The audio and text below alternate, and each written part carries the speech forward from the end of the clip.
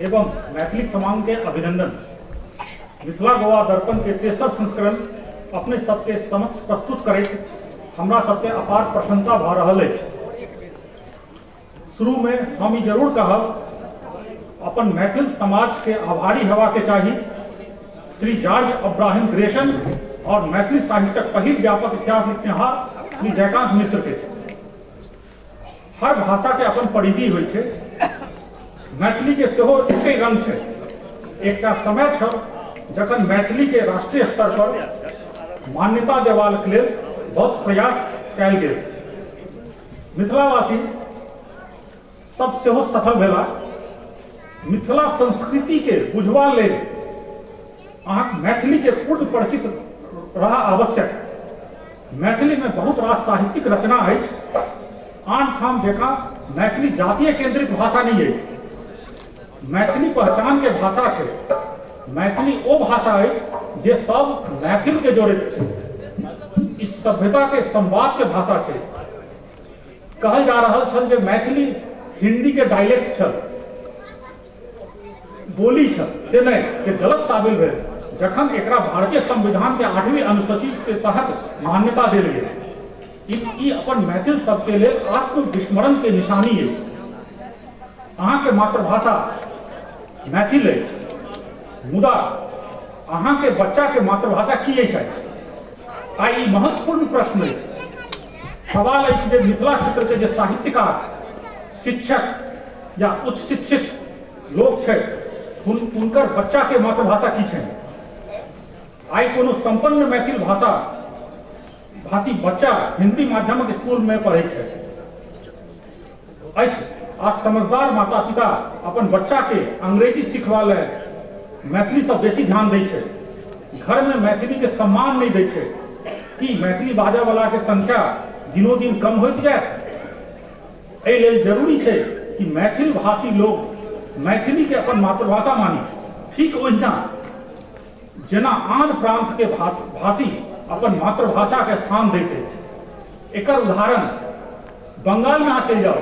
बंगाल में बंगला से तो क्यों बात नहीं करत आपस में? कतबो विद्वान रहत अंग्रेजियों के, चाहे महाराष्ट्र के लोग वो मराठिये में गप करत। ओना ही गोवा में सब रहि रहल छी, देख रहल छी, एहिठाम जखन दूटा गोवन बात करत वो कोंकणी में ही बात करत। हम जम्मू कश्मीर में छलहुँ किछु दिन लेल। एक छोट तहसील छलै किश्तवाड़। ओहि तहसील के भाषा किश्तवाड़ी छलै और दूटा किश्तवाड़ी जखन बैस जैते वो किश्तवाड़ीय भाषा में गप करिते। भले हम या केओ ठाढ़ रही बुझी नहीं बुझी ओकरा कोनो मतलब नहीं छै। वो भाषा के प्रति अपन एते सजग रहै छलै ओ सब।